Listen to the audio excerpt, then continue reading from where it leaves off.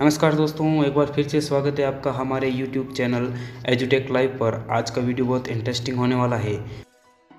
आज हम बात करेंगे अंतर्दृष्टि का सिद्धांत या सूझ का सिद्धांत, जो कि जर्मन मनोवैज्ञानिक वोल्फगंग कोहलर के द्वारा दिया गया था। तो दोस्तों, सबसे पहले हम देखते हैं सूझ के सिद्धांत के अन्य नाम, इसको किन किन नामों से जाना जाता है। तो सूझ के सिद्धांत को गेस्टाल्ट सिद्धांत या अंतर्दृष्टि का सिद्धांत, या इसको कह सकते हैं पूर्णाकार सिद्धांत, समग्र सिद्धांत, सोच का सिद्धांत या पूर्ण से अंश का सिद्धांत और संज्ञानात्मक क्षेत्र का सिद्धांत भी कहा जाता है। अब बात करते हैं गेस्टाल्ट संप्रदाय से संबंधित अन्य मनोवैज्ञानिक कौन कौन थे। तो मैक्स वर्दिमर, जिन्होंने इसका प्रतिपादन किया, कर्ट लेविन और एक थे कर्ट कोफका, और कोहलर की बात हम कर चुके हैं। अब हम बात करते हैं गेस्टाल्ट संप्रदाय के परिचय की। तो दोस्तों, ये गेस्टाल्ट शब्द जो है ये जर्मन भाषा का शब्द है, जिसका अर्थ होता है संपूर्ण, समग्र या पूर्ण, यानी पूर्णता, समग्रता, संपूर्ण से संबंधित या एट द होल हम इसको कह सकते हैं। ये पूर्ण से अंश की ओर का सिद्धांत है। इसके बारे में मनोवैज्ञानिक गुड का कथन है। उनका कथन है कि सूझ वास्तविक स्थिति का आकस्मिक, निश्चित और तत्कालिक ज्ञान है। नेक्स्ट बात करते हैं कोहलर के प्रयोग की। तो कोहलर ने चिंपैंजी, बंदर, मुर्गी तथा कुत्ते पर प्रयोग किए। कोहलर द्वारा कैनरी द्वीप पर सुल्तान नामक चिंपैंजी वनमानुष पर किए गए प्रयोग बहुत प्रसिद्ध प्रयोग माने जाते हैं। कोहलर के द्वारा किए गए प्रयोग देखते हैं। तो सबसे पहला प्रयोग उन्होंने किया कि एक चिंपैंजी को एक कमरे में बंद कर दिया और उस कमरे में साथ में बॉक्स रख दिए और कमरे की छत से केले का गुच्छा लटका दिया। चिंपैंजी को भूख लगी तो केले का गुच्छा लेने के लिए बार बार उछल कूद कर रहा था, लेकिन केले के गुच्छे को प्राप्त नहीं कर सका। तो उसके अंदर अचानक से एक सूझ विकसित हुई।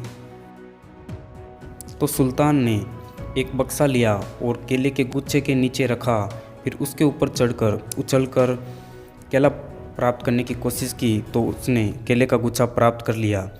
इस तरह से फिर कोहलर ने केले को थोड़ा और ऊपर बांध दिया। इसके बाद चिंपैंजी बक्से पे उछल कूद करता रहा, लेकिन केला नहीं मिला। तो उसको फिर से सूझ का विकास हुआ और उसने बक्से पर एक और बक्सा रखा। इस तरह वो बक्सों पर बक्सा रखता रखता केले को हर बार प्राप्त करने लगा। तो इस प्रकार कोहलर ने साबित किया कि सूझ विकसित होती है और अचानक विकसित होती है। अब बात करते हैं दूसरे प्रयोग की। दूसरे प्रयोग में कोहलर ने चिंपैंजी को एक पिंजरे के अंदर बंद कर दिया और पिंजरे से थोड़ी दूर केला या केले का एक गुच्छा रख दिया। चिंपैंजी का हाथ ना पहुंच सके। फिर चिंपैंजी हाथ से केला लेने का बहुत प्रयास किया, लेकिन केला नहीं मिला। और उसी पिंजरे के अंदर छड़ी रखी हुई थी, तो उसने छड़ी से केले को अपनी ओर खींचा और केला प्राप्त कर लिया।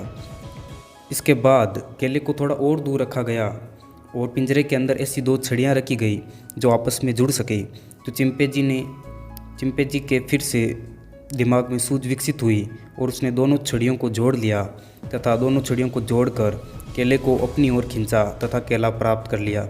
इस प्रकार बक्से और छड़ियों का सामूहिक प्रयोग भी कोहलर द्वारा किया गया।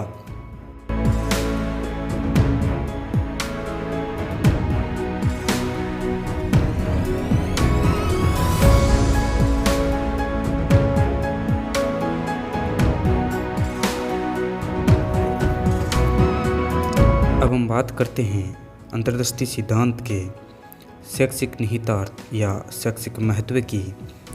तो इसके अंदर रचनात्मक कार्यों के लिए लाभप्रद है। इससे बुद्धि, कल्पना व तर्क शक्ति का विकास होता है। समस्या समाधान के लिए सर्वोत्तम सिद्धांत है। इसी सिद्धांत से खोज विधि का जन्म हुआ। इस सिद्धांत से सृजनात्मकता का विकास होता है। कठिन परिस्थितियों में बालक में सूझ का निर्माण होता है। सबसे बड़ी बात, रटने की प्रवृत्ति का विरोध करता है। तो दोस्तों आपको वीडियो कैसा लगा, वीडियो को लाइक करें, कमेंट में ज़रूर बताएं कि नेक्स्ट वीडियो कौन सा बनाऊं।